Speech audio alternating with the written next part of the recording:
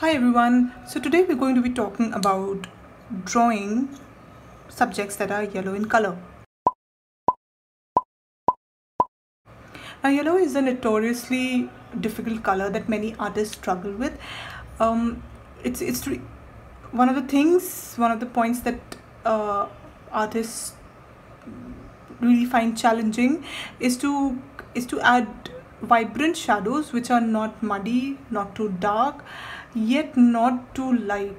Just the right amount of dark tones, mid-tones and highlights to be able to give a good form to the subject. So the problem with light colors like yellow, cream, white is that you can't use other colors like maybe dark indigo that I sometimes use if I'm working on a leaf or a darker subject, maybe a purple or something.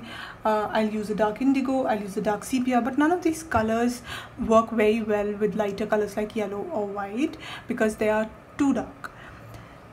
So what do you do when you're drawing a yellow subject? What colors do you use to give the shadows? Now for any color, when you're adding a shadow, the most important thing to look for is the complementary color. So if you go to the color wheel, if you're working with the yellow colors, you will see that the complementary colors are the purples. Now it could be a cooler shade with more blue in it, or it could be warmer purples and violets with more red in them. So using complementary colors helps you get more vibrant shadows. So when I'm using yellow, the colors I use most often, this is just a small stub of a pencil that I have right now,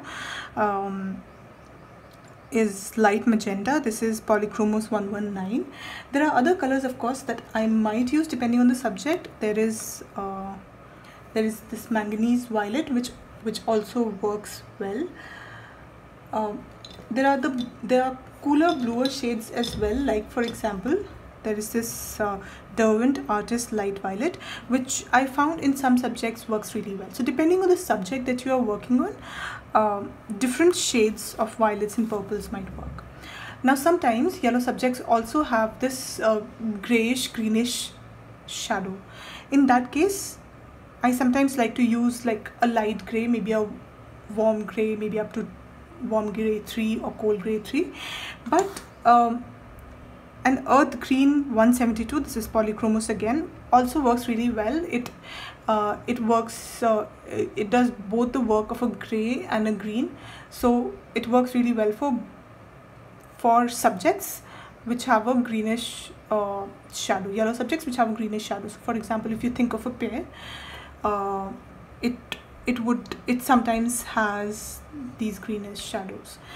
So in the next part of the video, I'm going to show you a demonstration where I'm working on a Mexican prickly poppy. I'll also put in the reference photo that I'm using so that you're able to compare why I'm working in such a way. And the subject, I chose this because it has both warmer shadows where I'm going to be using this light magenta, and it has the cooler shadows as well where I'm using this earth green. So let's get into it.